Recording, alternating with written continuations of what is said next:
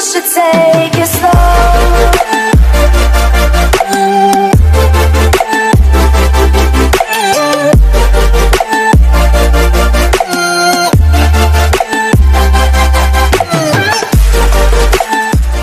Hello दोस्तों, मैं हूं आपका दोस्त निशांत और आज से हम कुछ अलग ट्राई करने जा रहे हैं। एक हिंदी नोवेल है जिसका नाम है तमस। आज से हम इस नोवेल की कहानी को कवर करेंगे। तमस नोवेल भीष्म साहनी जी द्वारा लिखा गया है। इस नोवेल में पूरे 21 चैप्टर्स हैं। मेरे ख्याल से 5 वीडियो में पूरा हो जाना चाहिए, 6 भी जा सकता है। तो चलिए आज हमारी पहली वीडियो में, जिसमें हम चैप्टर 1 की कहानी को देखेंगे, जहां पर एक नत्थु नाम के आदमी की कहानी है जिससे न चाहते हुए भी एक सुअर को मारना पड़ता है। हेलो, मैं हूँ साकुरा और आगे की कहानी मैं सुनाऊंगी हमेशा की तरह। आले में रखे दिए ने फिर से झपकी ली। ऊपर दीवार में छत के पास से 2 ईंटें निकली हुई थीं। जब जब वहां से हवा का झोंका आता, दिए की बत्ती झपक जाती और कोठरी की दीवारों पर साएं से डोल जाते। थोड़ी देर बाद बत्ती अपने आप सीधी हो जाती और उसमें से उठने वाली धुएं की लकीर आले को छाटती हुई फिर से ऊपर की ओर सीधे रुक जाने लगती। नत्थु की सांस ढौंकने की तरह चल रही थी और उसे लगा जैसे उसकी सांस के ही कारण दिए की बत्ती झपकने लगी है। नत्थु दीवार से लगकर बैठ गया। उसकी नजर फिर सुअर की ओर उठ गई। सुअर फिर से किकियाया था और अब कोठरी के बीचों बीच कचरे के किसी लसलसे छिलके को मुंह मार रहा था। अपनी छोटी छोटी आंखें फर्श पर गाढ़े गुलाबी सी ठूंथनी छिलके पर जमाए हुए था। पिछले 2 घंटे से नत्थु इस बदरंग कंटीले सुअर के साथ जूझ रहा था। 3 बार सुअर की गुलाबी धुएनी उसकी टांगों को चाट चुकी थी और उनमें से तीखा दर्द उठ रहा था। आंखें फर्श पर गाढ़े सुअर किसी वक्त दीवार के साथ चलने लगता, मानी किसी चीज को ढूंढ रहा हो, फिर सहसा किकियाकर भागने लगता। उसकी छोटी सी पूंछ जहरीले डंक की तरह उसकी पीठ पर हिलती रहती। कमी उसका छल्ला सा बन जाता, लगता उसमें गांठ पड़ जाएगी, मगर फिर वह अपने आप ही खुलकर सीधी हो जाती थी। बाईं आंख में से मवाद बहकर सुअर की ठूंथनी तक चला आया था। जब चलता तो अपनी बोझिल तोंद के कारण दाएं बाएं झूलने सा लगता था। बार बार भागने से कचरा सारी कोठरी में बिखर गया था। कोठरी में उमस थी। कचरे की जहरीली बास, सुअर की चलती सांस और कड़वे तेल के धुएं से कोठरी अटी पड़ी थी। फर्श पर जगह जगह खून के चित्ते पड़ गए थे, लेकिन झरक के नाम पर सुअर के शरीर में एक भी जख्म नहीं हो पाया था। पिछले 2 घंटे से नत्थु जैसे पानी में या बालू के ढेर में छुरा घोंपता रहा था। कितनी ही बार वह सुअर के पेट में और कंधों पर छुरा घोंप चुका था। छुरा निकालता तो कुछ बूंदें खून की फर्श पर गिरतीं, पर जख्म की जगह एक छोटी सी लीक या छोटा सा धब्बा भर रह जाता, जो सुअर की चमड़ी में नजर तक नहीं आता था।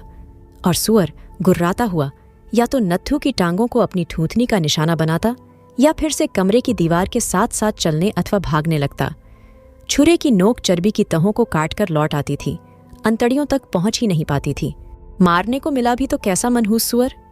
भद्दा, इतनी बड़ी तोंद, पीठ पर के बाल काले, ठूथनी के आसपास के बाल सफेद कंटीले जैसे साही के होते हैं। उसने कहीं सुना था कि सुअर को मारने के लिए उस पर खौलता पानी डालते हैं, लेकिन नत्थु के पास खौलता पानी कहाँ था। एक बार चमड़ा साफ करते समय सुअर की चर्बी की बात चली थी और उसके साथ ही भीखू चमार ने कहा था, सुअर की पिछली टांग पकड़कर सुअर को उल्टा कर दो। गिरा हुआ सुअर जल्दी से उठ नहीं सकता, फिर उसके गले की नस काट दो, सुअर मर जाएगा। नत्थु ये सब तरकीबें कर चुका था, एक भी तरकीब काम नहीं आई थी।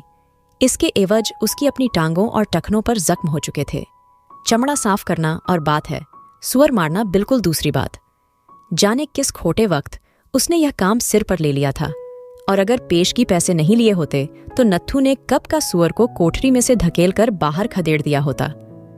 हमारे सलोत्री साहिब को एक मरा हुआ सुअर चाहिए डॉक्टरी काम के लिए, मुराद अली ने नत्थु से कहा था जब वह खाल साफ कर चुकने के बाद नल पर हाथ मुंह धो रहा था।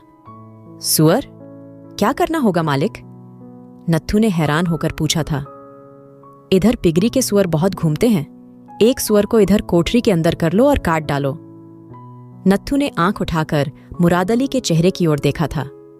हमने कभी सुअर मारा नहीं मालिक, और सुनते हैं सुअर मारना बड़ा कठिन काम है। हमारे बस का नहीं होगा हुजूर। खाल बाल उतारने का काम तो कर दें, मारने का काम तो पिगरी वाले ही करते हैं। पिगरी वालों से करवाना होता तो तुमसे क्यों कहते, यह काम तुम ही करोगे। और मुराद अली ने 5 रुपए का चरमराता नोट जेब में से निकालकर नत्थू के जुड़े हाथों के पीछे उसकी जेब में दूंस दिया था। यह तुम्हारे लिए बहुत बड़ा काम नहीं है। सलोत्री साहिब ने फरमाइश की तो हम इनकार कैसे कर देते। फिर मुराद अली ने लापरवाही के अंदाज में कहा, उधर मसान के पार पिगरी के सुअर घूमते हैं, एक को पकड़ लो। सलोत्री साहिब खुद बाद में पिगरी वालों से बात कर लेंगे। और नत्थू कुछ कहे या ना कहे कि मुराद अली चलने को हुआ था। फिर अपनी पतली सी छड़ी अपनी टांगों पर धीरे धीरे ठकोरते हुए कहने लगा, आज ही रात यह काम कर दो।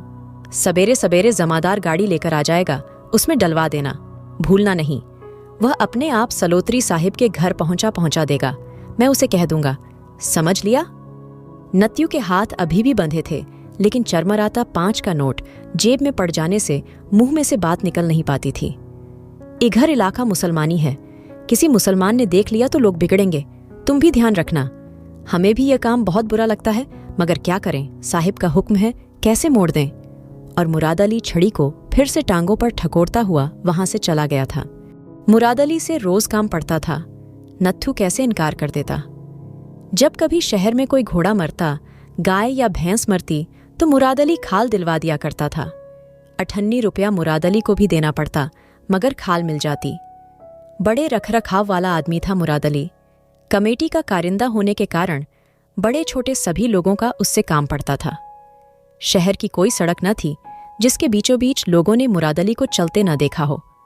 पतली बैंत की छड़ी झुलाता हुआ ठिगना काला मुराद अली जगह जगह घूमता था। शहर की किसी गली में, किसी सड़क पर वह किसी वक्त भी नमूदार हो जाता था। सांप की सी छोटी छोटी पैनी आंखें और कंटीली मूछें और घुटनों तक लंबा खाकी कोट और सलवार और सिर पर पगड़ी उसे सब फपते थे। इन सबको मिलाकर ही मुराद अली की अपनी खास तस्वीर बनती थी। अगर हाथ में पतली छड़ी न होती तो भी, और जो सिर पर पगड़ी न होती तो भी, और जो उसका कद ठिगना नहीं होता तो भी उसकी तस्वीर अधूरी रह जाती। मुराद अली खुद तो हुक्म चलाकर निकल गया। नत्थू की जान सांसत में आ गई। सुअर कहां से पकड़े और उसे काटे कैसे। नत्थू के मन में आया था कि शहर के बाहर सीधा पिगरी में चला जाए और उन्हीं से कह दे कि एक सुअर काटकर सलोत्री साहिब के घर भिजवा दें। मगर उसके कदम पिगरी की ओर नहीं उठे। सुअर को कोठरी के अंदर लाना कौन सा आसान काम रहा था। उसने आवारा घूमते सुअरों को कचरे में मुंह मारते देखा था। उसे और कुछ नहीं सूझा।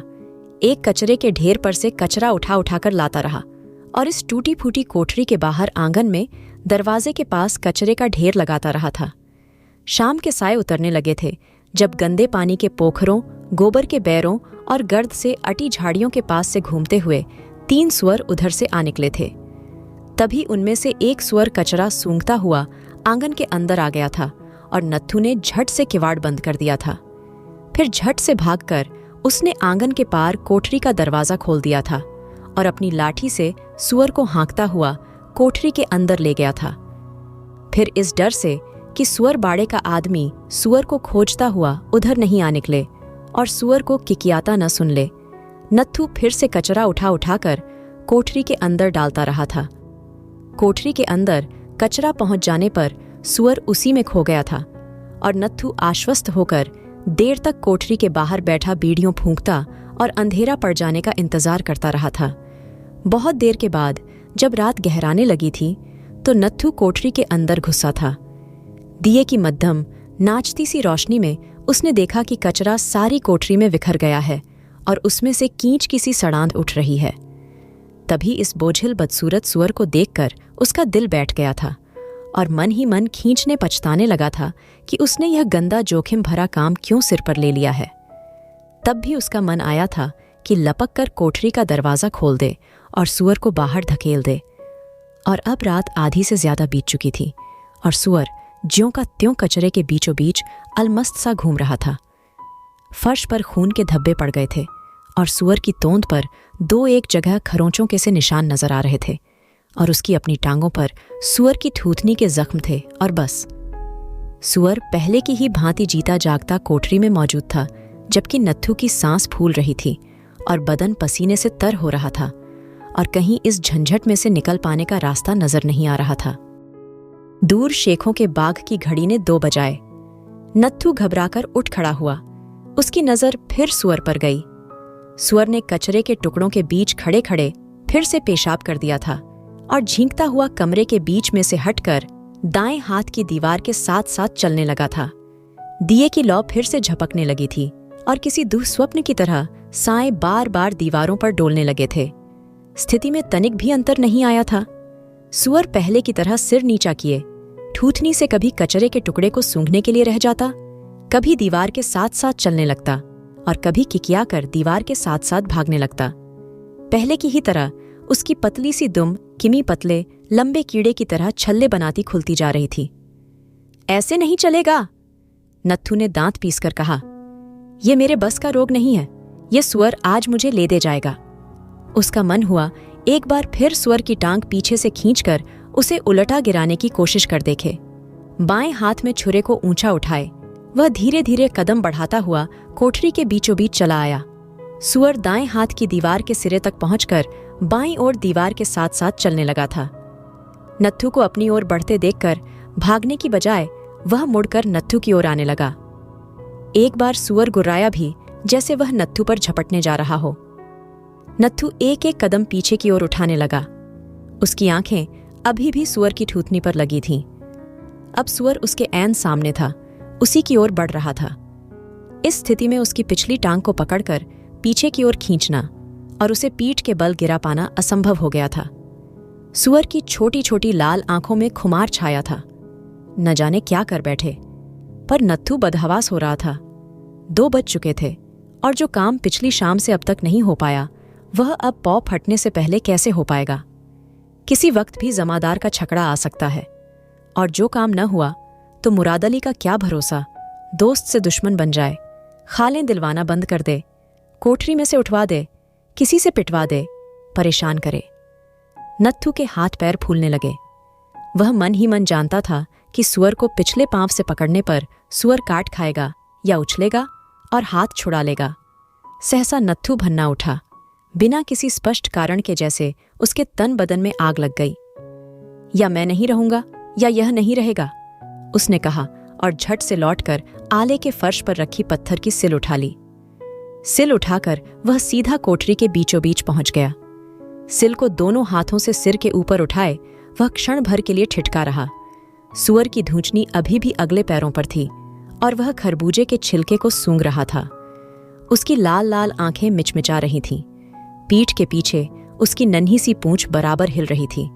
अगर ये हिले डुले नहीं और सिल सीधी उसके शरीर पर जा पड़े तो कहीं पर तो ये वार करेगी और कोई ना कोई अंग तो सुजर का टूट कर रहेगा ही। अगर एक टांग ही टूट जाए तो वह भी गनीमत है, उसका चलना पहले से कठिन हो जाएगा। फिर दोनों हाथ तौलकर नत्थू ने सिल को सुअर पर दे मारा। आले में रखे दिए की लीद थरथराई और दीवारों पर साए डोल गए। सिल सुअर के लगी थी, लेकिन नत्थू ठीक तरह से नहीं जानता था कि कहाँ लगी है। सुअर जोर से किकियाया और सिल खटाक से फर्श पर जा गिरी। नत्थू सिल फेंकते ही पीछे हट गया और सुअर की ओर घूर घूर कर देखने लगा। नत्थू को देखकर आश्चर्य हुआ।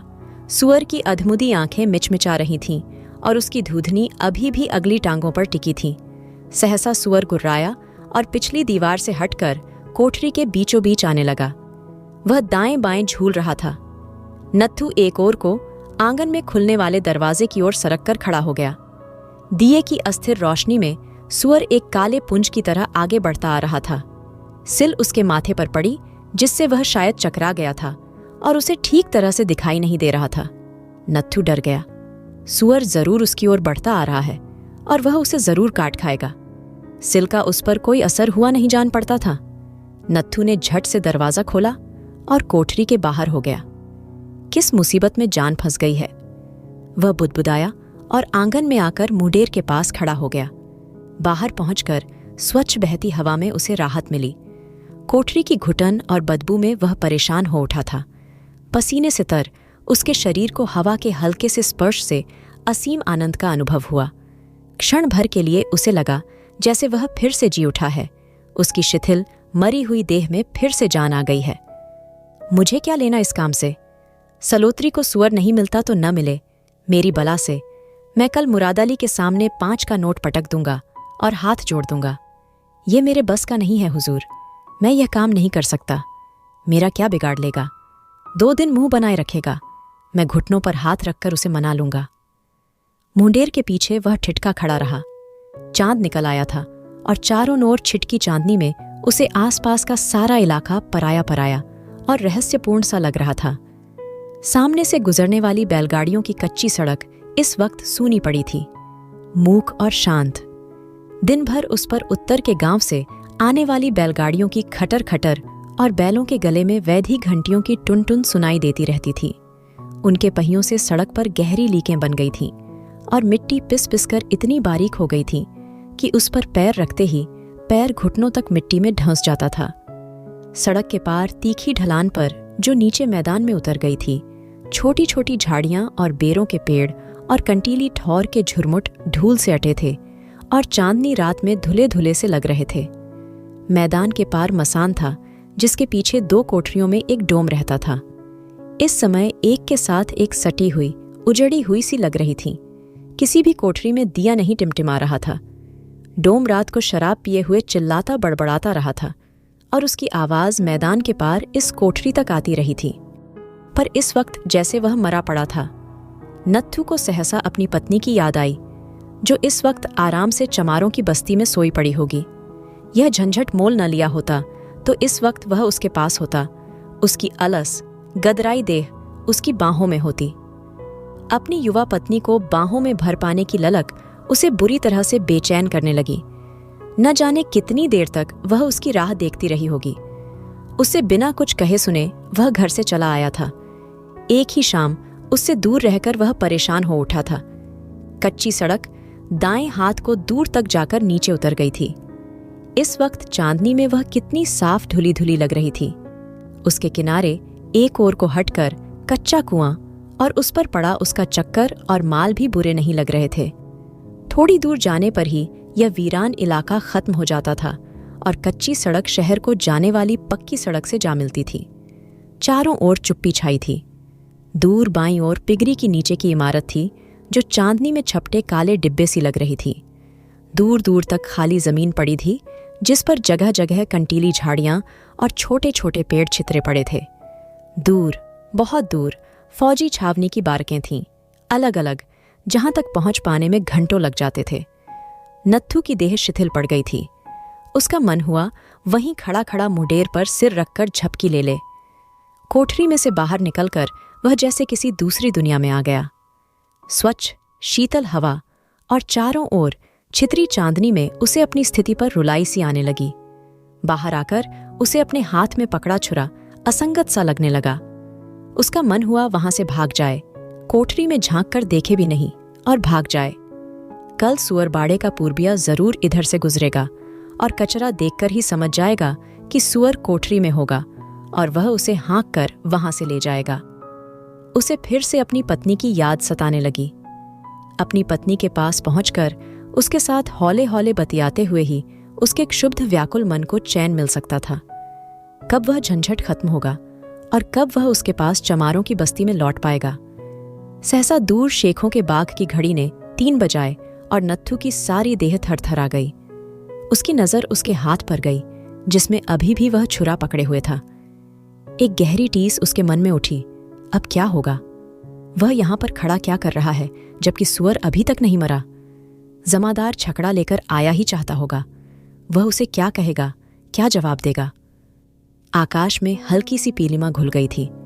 पौ फटने वाली थी और वह अभी तक अपने काम से निबट नहीं पाया था। उसे अपनी स्थिति पर रुलाई आने लगी। घबराया हुआ सा वह कोठरी की ओर गया। धीरे से दरवाजा खोलकर उसने अंदर झांका। कोठरी का दरवाजा खोलते ही बदबू का भभूका सा जैसे उस पर झपटा, लेकिन दिए की रोशनी में उसने देखा कि कोठरी के बीचों बीच सुअर खड़ा है, निश्चल सा, मानो घूम घूम कर थक गया हो, निढाल सा। किसी अंतः प्रेरणावश नत्थू को लगा जैसे अब उसे मार गिराना इतना कठिन नहीं होगा। नत्थू ने दरवाजा भेड़ दिया और फिर आले के नीचे चुपचाप जाकर खड़ा हो गया और एकटक सुअर की ओर देखने लगा। नत्थू के अंदर आ जाने पर सुअर ने अपना नखुना उठाया। नत्थू को लगा जैसे सुअर का नथुना ज्यादा लाल हो रहा है और सुअर की आंखें सिकुड़ी हुई हैं। उस पर फेंकी हुई पत्थर की सिल सुअर के पीछे कुछ दूरी पर पड़ी थीं। दिए की टिमटिमाती लौ ने फिर झपकी ली और अस्थिर रोशनी में नत्थू को लगा जैसे सुअर फिर से हिला है और चलने लगा है। वह आंखें फाड़ फाड़ कर उसकी ओर देखने लगा। सुअर सचमुच हिला था। वह सचमुच ही बोझिल स्थिर गति से आगे की ओर नत्थू की ओर बढ़ने लगा था। 2-1 कदम दाएं बाएं झूलकर चलने के बाद एक अजीब सी आवाज सुअर के मुंह में से निकली। नत्थू फिर से छुरा ऊंचा उठाकर फर्श पर पैरों के बल बैठ गया। सुअर ने 2-3 कदम और आगे की ओर बढ़ाए। उसका नथुना अपने पैरों की ओर और अधिक झुक गया और नत्थू के पास पहुंचते न पहुंचते वह एक ओर को लुढ़क कर गिर गया। उसकी टांगों में एक बार जोर का कंपन हुआ, मगर कुछ क्षणों में ही वे हवा में उठी की उठी रह गईं। सुअर ढेर हो चुका था। नत्थू ने छुरा फर्श पर रख दिया, मगर उसकी आंखें अभी भी सुअर पर लगी थीं। तभी दूर पड़ोस के किसी घर में किसी मुर्गे ने पर फड़फड़ाए और बांग दी। उसी समय दूर कच्ची सड़क पर हिचकोले खाते छकड़े की आवाज आई और नत्थू ने चैन की सांस ली। बस हमारे नोवेल का पहला चैप्टर यहीं पर खत्म होता है, जिसमें हमने नत्थू के बारे में जाना कि कैसे उससे मुराद अली के कहने पर सुअर मारना पड़ा, जबकि नत्थू ने अपनी जिंदगी में कभी सुअर नहीं मारा था। नत्थू को डर था कि अगर वो मुराद अली की बात नहीं मानेगा तो मुराद अली उसके साथ कुछ भी बुरा कर सकता है। इसकी वजह से नत्थू को सुअर के साथ एक रात बितानी पड़ी, जो वो कभी अपनी पूरी जिंदगी में नहीं भूलेगा। ठीक है, इस वीडियो को यहीं पर खत्म करते हैं। मिलते हैं इसके अगले चैप्टर में। तब तक के लिए टाटा बाय बाय।